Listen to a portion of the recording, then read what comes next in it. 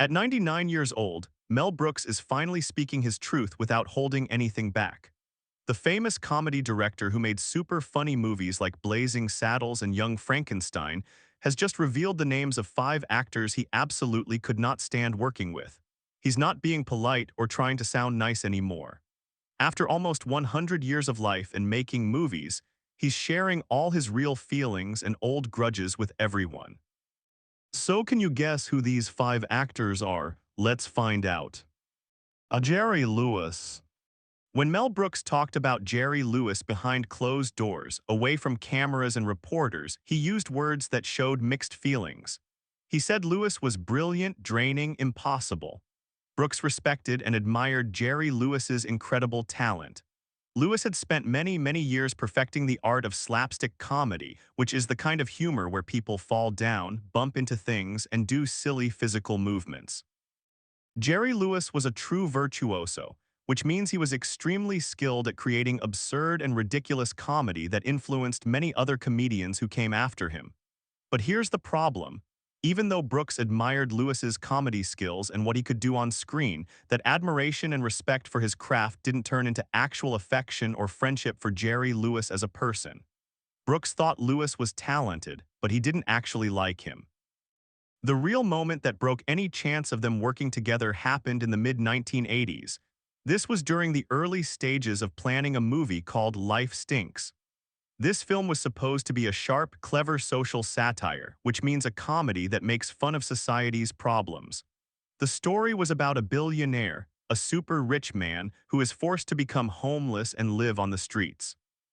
When the movie studio executives suggested Jerry Lewis's name for a major supporting role in the film, they told Brooks that having Lewis in the movie would make it better and more successful. But Brooks immediately shut down that idea. He refused right away. Brooks told his producer very clearly, "I don't need someone who thinks he's funnier than the film itself." Brooks knew Jerry Lewis's reputation far too well. He had heard many stories about what Lewis was like to work with. Lewis had developed a habit over the years of rewriting scenes right in the middle of filming them. He would suddenly change the dialogue and actions without asking permission. He would fight and argue with directors over every single word and every tiny gesture or movement. He would overwhelm every room he walked into with his huge, dominating personality. Brooks himself was someone who loved controlled madness in his movies. He enjoyed chaos and craziness, but he never surrendered his authority as the director. He always stayed in charge. Brooks could see immediately that his directing methods and Lewis's working style would crash into each other like 2 cars in an accident. Brooks guarded and protected his creative space very fiercely. Whether he was in the editing room cutting the film together, on the sound stage directing actors, or working on the delicate, precise timing of a comedic scene, he always maintained control. Their one and only meeting happened at a dinner that was set up at a neutral location by someone who knew both of them. Brooks walked into that dinner feeling open-minded and curious. He wondered if maybe, just maybe, the partnership could somehow work between them. But then Jerry Lewis swept into the restaurant late, making a grand entrance. He immediately launched into a non-stop monologue, talking endlessly about the future of American comedy without taking a breath. He barely even acknowledged Brooks or recognized that his potential collaborator was sitting right there at the table. Brooks sat there and listened carefully, choosing his responses very sparingly, saying very little. Then he politely excused himself early and left. There was no big fight, no dramatic scene or explosive exit, just a simple, quiet conclusion in Brooks's mind. They could never, ever work together successfully. Looking back on that evening later, Brooks put his feelings very bluntly and honestly. He said, "Jerry wanted applause for breathing. I wanted applause after the movie." After that disappointing night at dinner, Brooks never reconsidered the idea of working with Jerry Lewis again, not even once. On the surface, where people could see, Brooks and Lewis maintained civility with each other. They were polite when they had to be. Brooks never mocked or made fun of Lewis publicly in interviews or speeches. Lewis rarely mentioned Brooks at all in his conversations with reporters, but the people who worked within Hollywood and knew both men understood the real truth. There was absolutely no affection, no warmth, no love between these 2 comedy legends. There was no sense that they had missed out on some great opportunity to create something together. There was the cold reality that they had two completely incompatible temperaments and personalities that could never blend. As Brooks once remarked to a close friend, if someone sees themselves as the center of the entire universe, they can't possibly live in mine. I already have a son. This was Brooks's sarcastic way of saying Lewis acted like a spoiled child who needed all the attention. Mel Brooks built his comedy movies like a careful architect builds a building. He believed in ensemble first, which means the whole group of actors working together was most important. He believed in structure before chaos, having a solid plan before allowing craziness. He believed in rhythm and timing above anyone's ego or need for attention. In the comedy worlds that Brooks created, he allowed star actors to shine brightly and show their talents, but only if they recognized and understood that the production, the movie itself, was like a universe where everyone played a part. It wasn't just a spotlight meant for one person. Jerry Lewis couldn't do that. His enormous ego, his sense of self-importance wouldn't allow it. Working with Jerry Lewis, Brooks deeply believed would have been absolutely catastrophic and disastrous. Not because Lewis lacked talent or wasn't funny enough. He had plenty of talent, but because of all the turmoil and trouble that would inevitably follow. There would be constant rewrites of the script. There would be explosions of temper and angry outbursts. There would be endless fights for control over every decision. There would be constant back-and-forth arguments. And worst of all, there would be the slow, gradual draining of the ensemble cast's energy and enthusiasm. Lewis was too loud, too overwhelming, too dominant, and too late in his career to change his ways. In truth, there was never actually a scene written specifically for Jerry Lewis. There was never a formal approach or offer from Brooks to Lewis. There wasn't even a tentative, uncertain phone call to test the waters. There was only a distant admiration from afar for a comic legend who made millions of people around the world laugh, but who could not possibly function inside Brooks's carefully balanced ecosystem. Even pure genius has its limits and boundaries. In Mel Brooks's universe, his comedy world, having talent alone never guaranteed entry or acceptance. What truly mattered to Brooks were trust between collaborators, perfect timing, humility and modesty, and most importantly, the willingness to serve the story rather than dominate it and make it all about yourself. Some actors were passed over and not hired because they simply lacked ability or skill. Others, like Jerry Lewis, absolutely overflowed with talent. They had it pouring out of them. What they lacked, what they were missing, was the one essential trait that Brooks demanded from everyone: the capacity to play wholeheartedly and selflessly within the comedy, putting the movie before their own ego. Gene Wilder.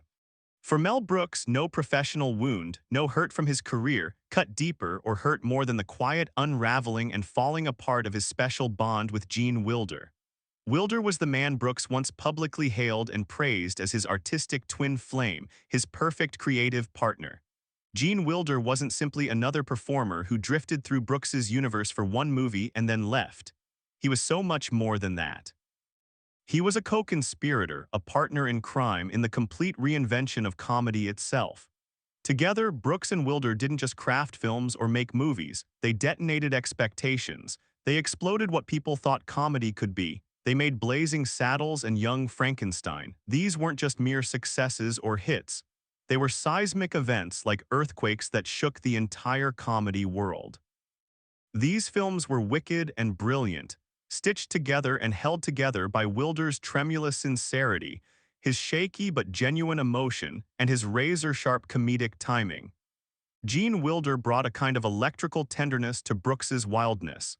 He had this magical ability to transform complete chaos into something beautiful and magical on screen. But after the huge success of Young Frankenstein, something changed. The ground between Brooks and Wilder began to shift like tectonic plates moving apart. Wilder had given absolutely everything to that film. He had shaped its script, working closely on the writing. He had molded its heart and emotional center. He had steadied its tone, making sure the comedy and feeling balanced perfectly. Brooks, with his relentless drive that never stopped and his meticulous eye for every tiny detail, fought hard to protect the film's vision. He insisted that it remain in black and white, not color, even when the studio wanted color. He insisted it stay true to their shared instincts about what would be funny. Together, they made something immortal, something that would last forever. And yet, buried beneath all the applause and praise and awards, fault lines began to form in their friendship, like cracks in the earth before an earthquake. Gene Wilder had written a new script called The Adventure of Sherlock Holmes's Smarter Brother. This was a story he had dreamed up and written himself. He dreamed of directing it, stepping behind the camera for the first time, and he fully expected that Brooks would shepherd it as producer, guiding him and supporting him. But Mel Brooks declined. He said no. And it wasn't out of malice or meanness, and it wasn't from lack of faith in Wilder's material or script. Brooks later explained, "Gene just wasn't ready to direct yet, I knew he wasn't." But Gene Wilder heard that reasoning, that explanation, not as protection from a friend trying to help him, but as rejection. He felt rejected and hurt. Wilder had hoped for partnership, for mentorship, for an extension of the creative magic they had forged together in their previous films. Instead, he felt like a door had quietly closed in his face. He felt shut out. Gene Wilder decided to make the movie anyway, even without Brooks as producer. Marty Feldman was in it, and other familiar faces from Brooks's films were there too, but the old alchemy, that special magic, was missing. It wasn't there anymore. The shared warmth between the cast and crew had cooled down like coffee left on the table. The rhythms of the comedy were off, not quite right. What once felt effortless and easy now felt forced and difficult, as though the perfect constellation of stars they had built together had scattered across the sky and could never come back together. In the years that followed that disappointment, Brooks and Wilder drifted apart slowly. It didn't happen with fireworks or public accusations in newspapers. It didn't happen with angry interviews or fights. It happened with silence. There were no interviews where either man dissected the blame or pointed fingers. There were no sharp-edged jokes from either man making fun of the other. There were just two former collaborators, two men who used to work perfectly together, now walking parallel paths that no longer intersected or crossed. They were going in the same direction but never meeting. Brooks confided to a close friend, sharing his private pain. "It was like watching your brother pack his bags and leave home, only he left carrying your best punchline with him." And in Brooks's fiercely loyal world, where loyalty to friends meant everything, that absence, that missing presence, left a lingering ache that never fully went away. When they finally encountered each other again years later, it happened by pure chance, not by design or planning. There was no sweeping, emotional reunion like in the movies. There was just a handshake, a few gentle jokes exchanged, the slight thaw of something that had once been frozen solid. It was a fragile reconnection, delicate like thin ice, but it was not a restoration. It didn't bring back what they had before. The trust that had defined their golden era together when they made their best work stayed fractured and broken. It never fully healed. Mel Brooks had once relied on Gene Wilder to complete thoughts before Brooks had even spoken them out loud. Wilder could fill in scenes instinctively, knowing exactly what Brooks wanted. He could elevate ideas before they even had clear shapes or forms. After Smarter Brother, after that project fell apart, that sacred loop between them had closed forever. Gene Wilder had walked away from Brooks's world. And Brooks, who was ever protective of his creative circle and the people he allowed close to him, never reopened the door for a second departure. He couldn't risk being hurt like that again. Chevy Chase. Throughout the 1980s and well into the early 1990s, Chevy Chase's name kept resurfacing again and again in conversations around Mel Brooks's projects. Movie studio executives pushed hard and kept suggesting him. They wanted marquee power in Brooks's films. They wanted a big name that would sell tickets, and Chevy Chase was exactly that. He was a recognizable face that audiences knew. He was a proven draw at the box office, someone who could bring in money. He was a sly master of the dry, sharp, razored humor that had defined Saturday Night Live when he was on it. He had carried the movie Fletch to success with his cool, detached comedy style. On paper, when you looked at his resume and style, he fit Brooks's comedic DNA perfectly. He seemed like a natural choice. But Mel Brooks dismissed the idea every single time it came up. He rejected Chevy Chase over and over again. The reason Brooks kept saying no was actually quite simple, though he rarely said it aloud in public. Chevy Chase violated Brooks's most sacred unwritten rule, the rule that mattered more than anything. He wasn't a team player. He didn't work well with others. Brooks had watched the pattern of Chase's behavior unfold from afar over many years. In interviews that Chase gave, in backstage chatter and gossip, and in anecdotes and stories swapped among friends in Hollywood, the same truth kept surfacing over and over. Chevy Chase was sharp and quick-witted. He was blisteringly fast with comebacks and jokes. He was wickedly funny when he wanted to be, yet he was just as capable of icing a room, making it cold and uncomfortable with a single cutting remark or just a smug lift of his eyebrow. Yes, he could command laughter and make people laugh. But he could also derail harmony, destroying the friendly atmosphere and teamwork that a movie set needs. Brooks once told a casting director very clearly, he's not performing, he's waiting for everyone else to stop talking so he can remind them he's the smartest guy there. For Brooks, that attitude was absolutely fatal to good comedy. Comedy, in his philosophy and belief system, thrived on generosity. It needed actors who could hit a punchline perfectly and then gracefully hand the rhythm to someone else so they could have their moment too. Brooks wanted collaborators who blended into the ensemble cast, who became part of the group. He didn't want ones who seized the spotlight and held onto it. Chevy didn't blend in with others. He eclipsed them. He outshone them and made everyone else fade into the background. The closest Chevy Chase ever got to actually being in a Mel Brooks movie was during Spaceballs. Studio executives suggested him for the role of Dark Helmet, the villain. He had the voice for it, the dryness and deadpan delivery, and the commanding presence. Brooks barely even considered it. He didn't think about it for more than a moment. He chose Rick Moranis instead. Brooks later explained, "Rick knows when to step forward and take the spotlight. More importantly, he knows when to step back and let others shine. Chevy only knows how to jump in and take over." For Mel Brooks, comedic chemistry between actors outweighed celebrity value and how famous someone was. Timing mattered more than anything. Trust between people mattered. Ego, thinking you're better than everyone, didn't matter at all. And in Chevy Chase, Brooks saw that ego often took the lead and controlled everything he did.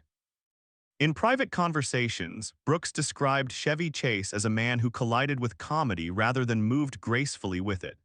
Chase was always smirking, always keeping himself at an emotional distance from the material. Chase could charm an audience when the cameras were rolling, but he refused to soften and relax into ensemble rhythm with other actors. Brooks believed deeply that comedy required sincerity and real commitment, even in the most absurd and ridiculous moments. You had to actually believe in what you were doing. Chase, in Brooks's eyes, rarely surrendered enough of himself to truly believe in the moment. Irony and detachment shielded him. He hid behind coolness instead of being vulnerable.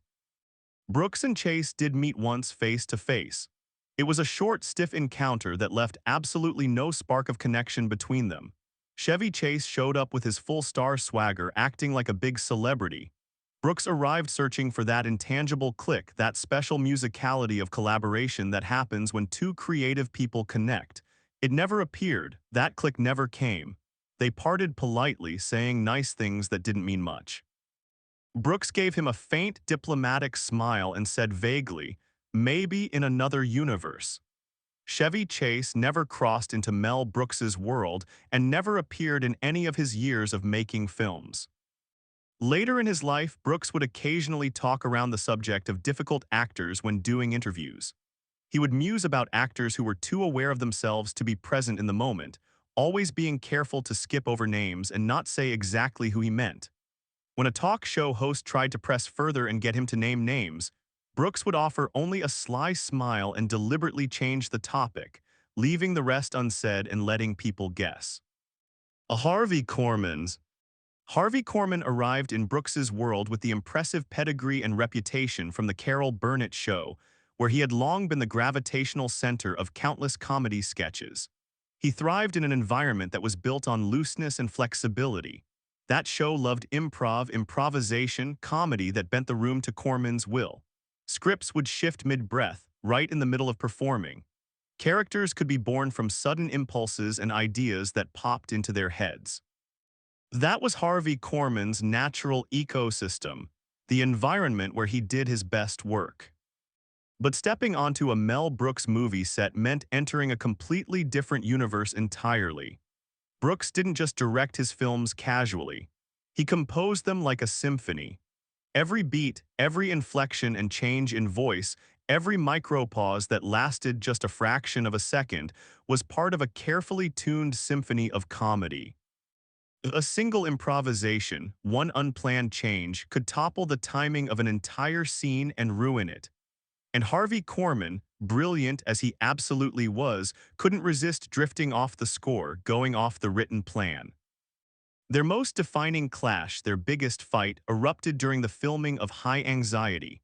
Brooks had cast Korman in the role of Dr. Montague, the dignified, sinister overseer of the Psychoneurotic Institute for the Very, Very Nervous. The character was pivotal to the film's delicate absurdity. He was important to making the whole comedy work. However, Harvey Korman wanted to reinvent the character from the ground up, from scratch. He wanted to add brand new quirks and personality traits. He wanted off-the-cuff tangents, unplanned rambling. He wanted entire long stretches of improvised dialogue that he would make up on the spot. Mel Brooks shut that down instantly and firmly. Brooks told him directly, "We already wrote the funny part. We spent time making it work perfectly. We just need you to do it as written." Harvey Korman bristled at this. He became defensive and annoyed. From that moment on, tension lingered between them like a hum in the walls that you can always hear but can't make go away. Korman questioned the blocking, which means where actors stand and move on set. He paused filming to re-examine jokes that were already written. He nudged at lines as if reshaping them and changing them could somehow make them better than what was already on the page. Brooks, who was normally flexible and playful, a mischievous ringmaster of joyful chaos in his films, began trimming their conversations to just seconds. He stopped talking to Korman except when absolutely necessary.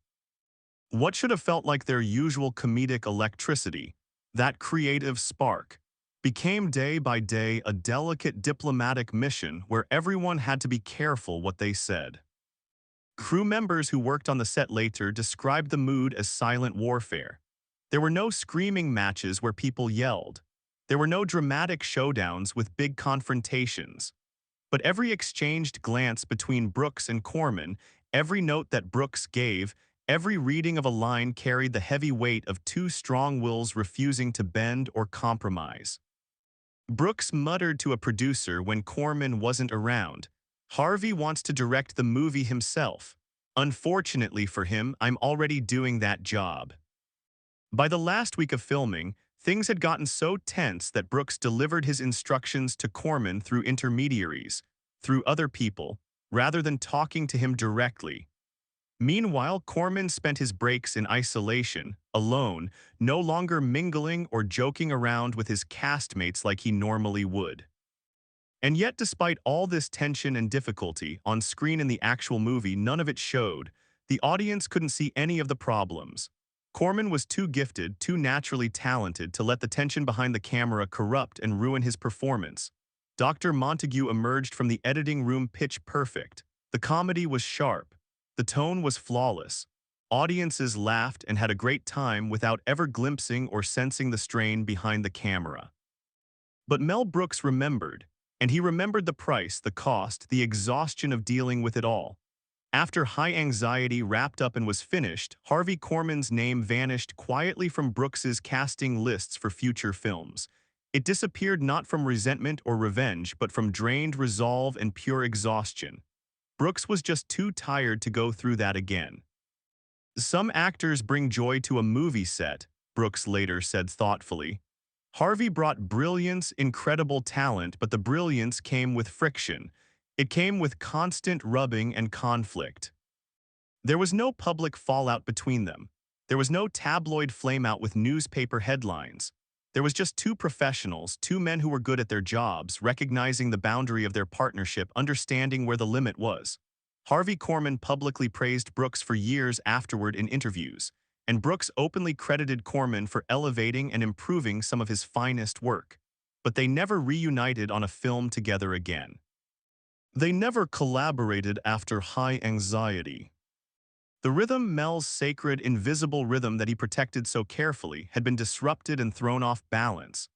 Brooks could handle big personalities. He could handle unpredictable energies and wild behavior. He could even handle outright diva behavior where actors acted like spoiled stars. But once collaboration transformed into a tug-of-war, a constant fight, once the dance of making a movie together became a duel where two people fought for control, the joy left the process completely. And for Mel Brooks, joy was the lifeblood of comedy. Without joy, there was no point in making comedies at all. Frank Langella. Mel Brooks was deep into the early stages of planning Dracula, Dead and Loving It, a project that was built on whirlwind energy and speed.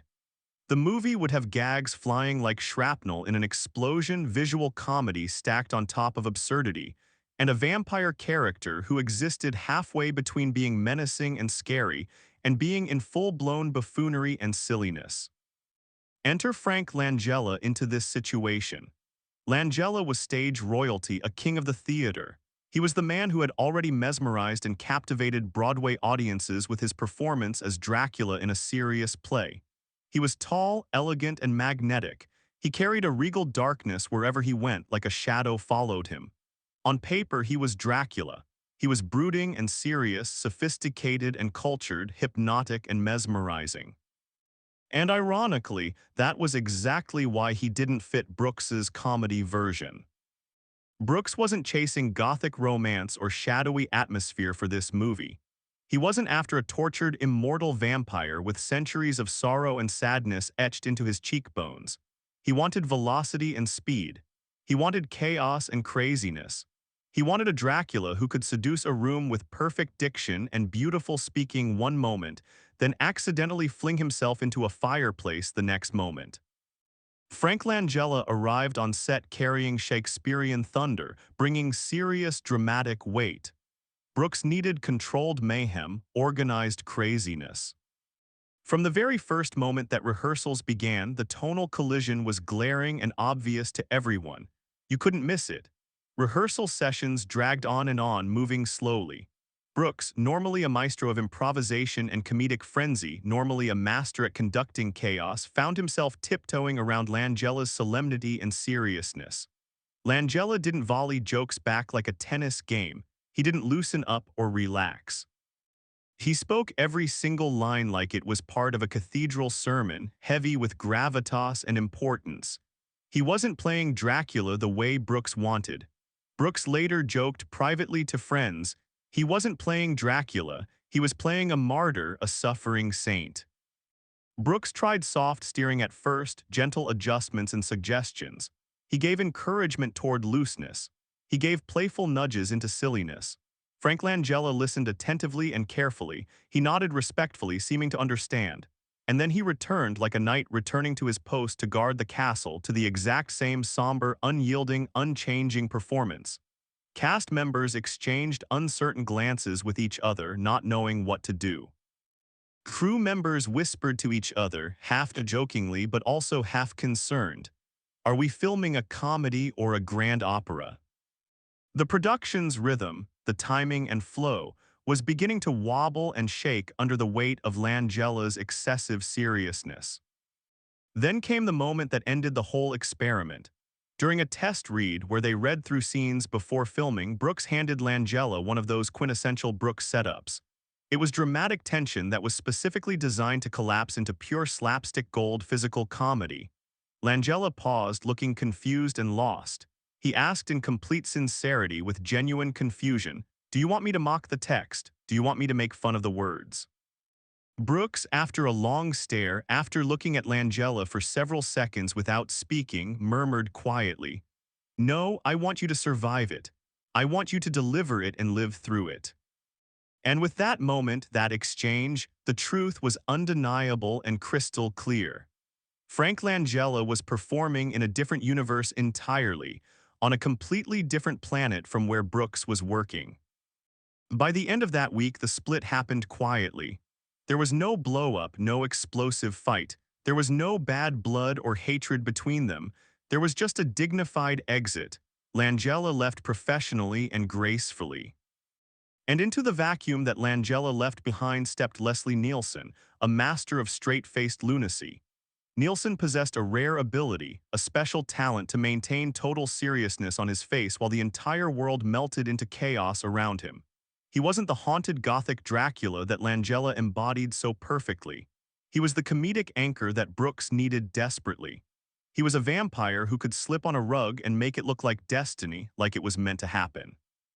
So what do you think about the 5 actor names that Mel Brooks says he hated working with or couldn't stand?